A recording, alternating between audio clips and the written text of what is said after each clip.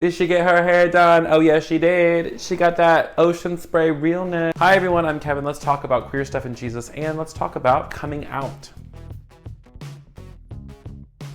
So, fun fact about me, I came out when I was 25 years old in September of 2015. Honestly, it hasn't been that long. As I've been navigating the question of what it means to be a queer person of faith living in the world today, I realized that oftentimes we forget how hard it is to come out. You step across this threshold, people automatically just have their sights set on the future without remembering who's still being left behind. So many people out there in the world who are still working to come to terms with their sexual orientation or their gender identity, especially queer people of faith. So I wanted to make this video to kind of talk about my coming out process and just some key ideas to keep in mind as you're working through possibly your own coming out process. I can't stress to you enough the importance of trying to build a community ahead of time. Coming out, especially as a queer person of faith, is really lonely sometimes, and making sure that you have friends who love you for who you are and how you're created to be, not in spite of who you are, I think is incredibly important. One thing I noticed a lot with my own coming out process is I have many friends within the evangelical Christian community who would say things like, well, you know, even though I disagree with you, I love you. Or I love you, but I disagree with your lifestyle choice. Or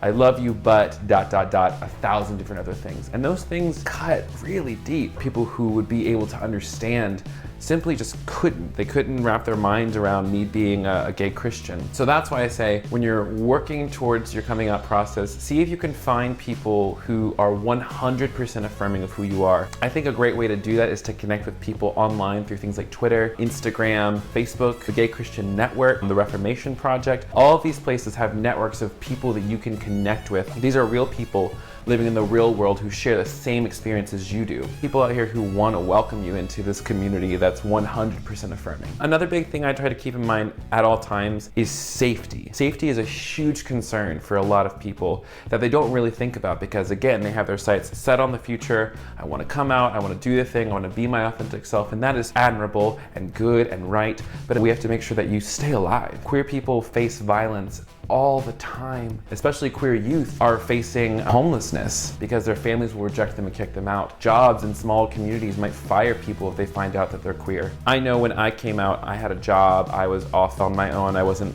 depending on my parents. Being financially secure was important for me. And that's also something to keep in mind if you are a teenager or someone who's younger or someone who's still depending on your parents for support, or even college students who are depending on their parents to help pay for school. Sometimes waiting can be very, very wise, very beneficial to make sure that you get the resources that you need in order to, again, survive. So if you're ever in a place where you think that safety is going to be an issue, where you think you could be cut off from resources, it's definitely something to keep in mind as you're working through your own coming out process. Third, I think one thing to keep in mind is your coming out process doesn't have to look like anybody else. Again, for me, like being that I've been a blogger for a couple years, I came out on my blog. I wrote a big old post, I put it on Facebook, Gay Christian, Twitter, blew it up, and now I'm talking about it on YouTube. So like I'm very upfront and vocal about my experiences. That's who I am. But that doesn't mean that your coming out process has to look the same as mine. In fact, it doesn't even have to look like your friends or your neighbors. It can be as simple as you making a post on Facebook. It could be as simple as talking to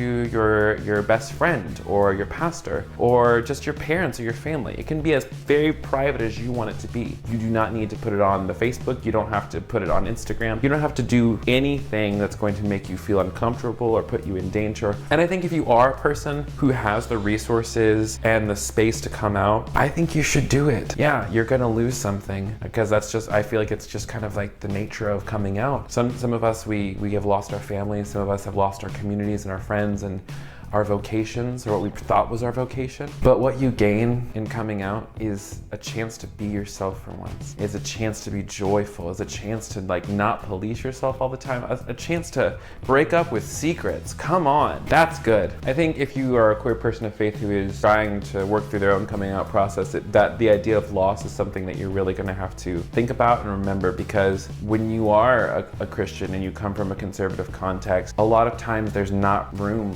for us at the table. There's not a space to disagree. And that is so hard to deal with, especially when you know in your gut and your heart of hearts that this is who God created you to be. So sometimes it means that you may have to find a new community. It may mean that you're going to lose a lot of friends, and that's like the worst thing to share with anybody, that all those fears you have, they might just come true. But I will say from my own perspective that Yes, I lost a lot. I lost my church, I lost my community, I lost the future that I envisioned for myself of being a missionary and a worship pastor. But what I gained and what I've been able to do in the past year and a half since I've come out has been insurmountably more than what I could have done when I wasn't being my authentic self. I'm not so hyper focused on my sexuality anymore. I'm actually just focused on living and having a life, and that's been pretty cool. And I think on top of that, what I've gained is a greater connection with God, a greater connection with my community, and a greater impact in the world, because you never really know who's watching you. Like, your coming out story, your one tiny little coming out story that you think is insignificant could be so much bigger for somebody else. It could set someone else free. And that, to me, is the most rewarding part about coming out, is not just that you're stepping into freedom, but you're giving permission to other people to step into freedom as well. But I do recognize the privilege of coming out. Like, I live in Atlanta, Georgia. It's a very progressive city. It's a safe city. There are places out there, there's cities or small communities out there where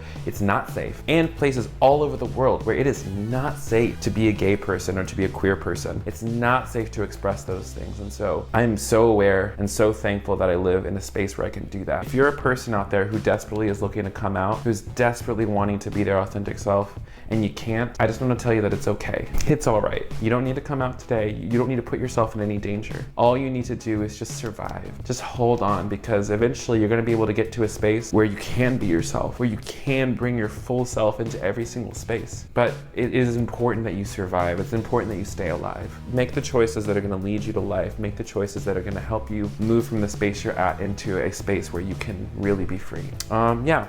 That's my thoughts on coming out. Thanks so much for watching this video. If you liked it, you can go ahead and like it and share and subscribe and all those things. Connect with me on the blog, on my podcast, on Patreon, and on social media. All that stuff is in the description below. Comment. Tell me, what are some of your coming out tips? What is your coming out situation like? I'd love to hear from you and start a discussion below. Bye.